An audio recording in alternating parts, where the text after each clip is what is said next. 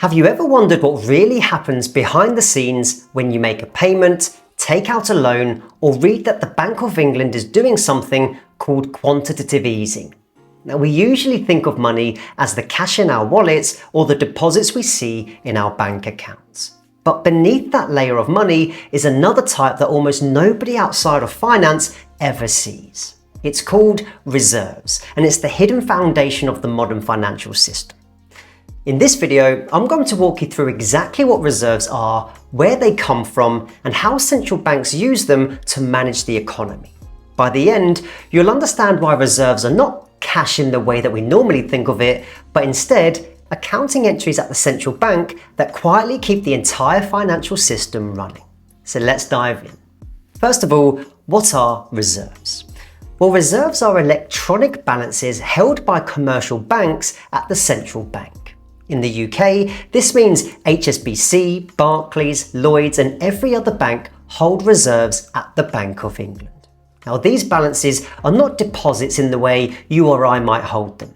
You cannot open a reserve account at the Bank of England. They are exclusively for banks and a small number of other financial institutions. The reason reserves exist is simple. They are the money that banks use to pay each other. Every single payment in the economy eventually settles using reserves. So let's take a practical example.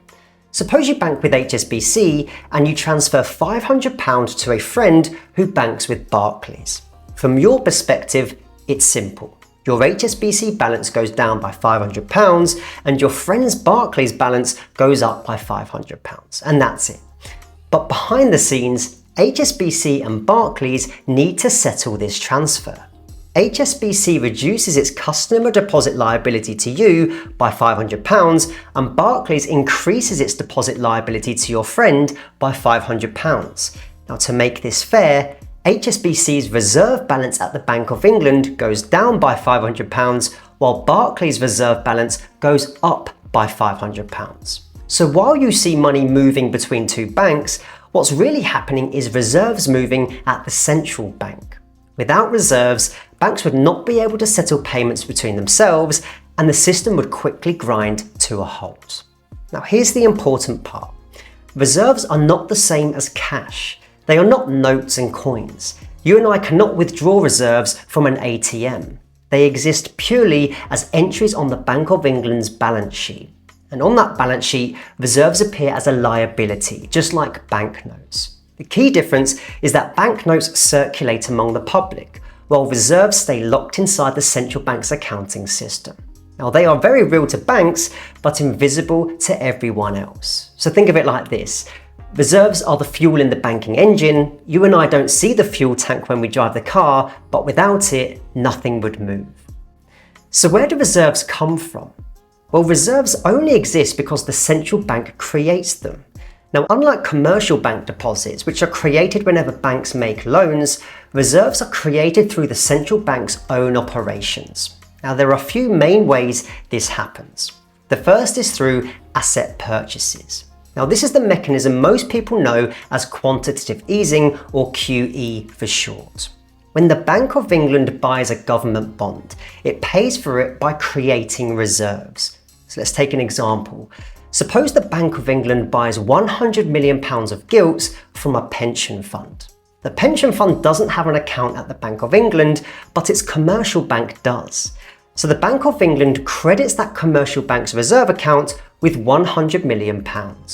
On the bank's own balance sheet, it records the gilt as an asset and the reserves as a liability. Now, the commercial bank then credits the pension fund's deposit account with £100 million.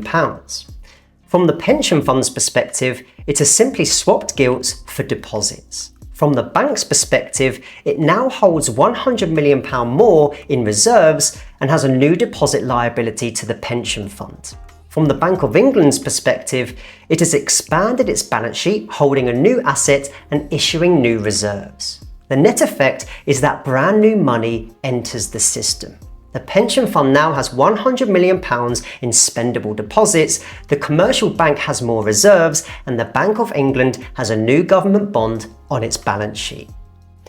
The second way reserves are created is through lending to banks. This is where facilities like repos or the discount window facility come in. Suppose a bank needs short-term liquidity. It pledges a government bond as collateral, and in return the Bank of England creates new reserves and credits them to the bank's account. When the loan matures and is repaid, those reserves are destroyed. The third channel is government spending. When the UK government spends money, the payments are made from the Treasury's account at the Bank of England. This spending increases reserves in the banking system. Later, when the government issues gilts and investors buy them, reserves are shuffled between banks depending on who buys the bonds. And the fourth way is foreign exchange intervention. If the central bank sells sterling to buy foreign currency, it pays for those purchases by creating sterling reserves in commercial banks' accounts. Now this leads to a key insight. Reserves are ultimately an accounting treatment. They are real in the sense that banks use them to settle obligations, but they are not real in the sense of being cash you can hold in your hand. So what happens when the central bank buys a government bond? To make this even clearer, when the central bank buys a government bond from a pension fund, several balance sheets change at once. On the central bank's balance sheet, assets increase by the value of the bond purchased, and liabilities increase by the reserves credited to the selling bank. On the commercial bank's balance sheet, reserves increase as an asset and customer deposits increase as a liability because the pension fund's account has been credited. On the pension fund's balance sheet, government bonds decrease as an asset and deposits at the commercial bank increase by the same amount. So in one move, 3 different balance sheets adjust and new money is injected into the system. The reserves themselves never leave the Bank of England's books, but the deposit created at the commercial bank is brand new spendable money in the wider economy. Now, why does this matter for you? It may feel like reserves are a technical curiosity, but they matter to everyone. Reserves are the reason your payments clear instantly, even when you send money to a different bank. They are the reason banks can trust each other when transferring millions of pounds in the money markets. And they are the channel through which central bank policies like QE or QT flow into the wider economy. During COVID, for instance, the Bank of England created hundreds of billions of pounds of reserves through QE, which in turn created deposits for sellers of government bonds. This supported demand at a time when businesses and households faced extreme uncertainty. Since 2022, quantitative tightening has been gradually shrinking reserves, tightening conditions to help bring inflation back under control. So let's recap. Reserves are the electronic balances held by commercial banks at the central bank. They are not cash, and you and I cannot hold them.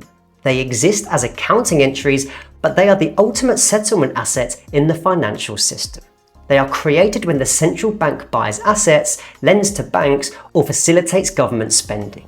And when the central bank buys a government bond, it debits its assets with the bond purchase and credits its liabilities with new reserves, which flow through the commercial banking system into new deposits for the seller. Reserves may be invisible to most of us, but they are the bedrock of modern money.